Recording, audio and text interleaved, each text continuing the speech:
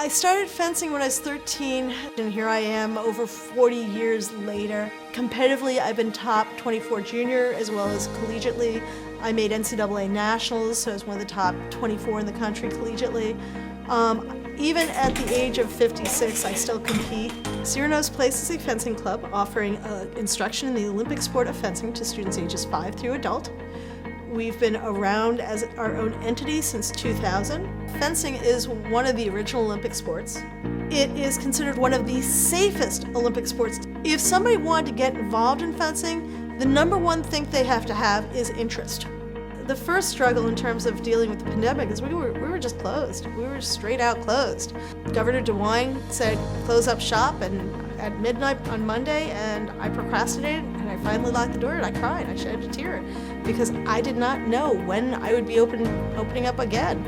I reinvented in the sense of class structure.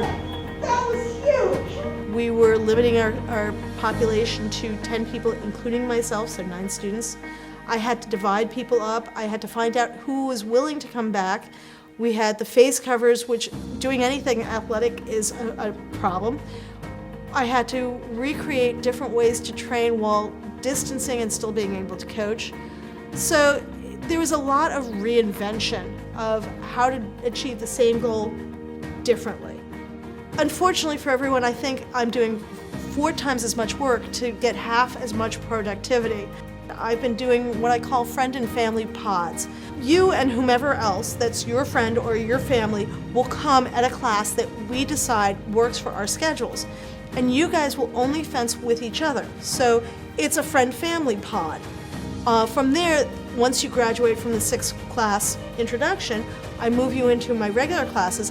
But again, I may divide and move people around so as to make sure that we don't have more than 9 fencers in a given group, with myself being 10.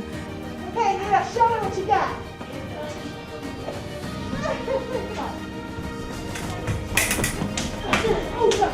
If you're a business owner, you've got to have the entrepreneurial spirit. And the entrepreneurial spirit to me is the creativity, the energy to reinvent as necessary, to adapt as necessary, to do what's necessary.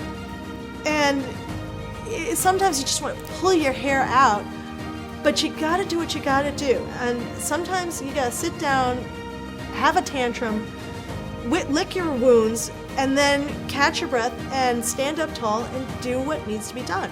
You do the research, you creatively think through the problem.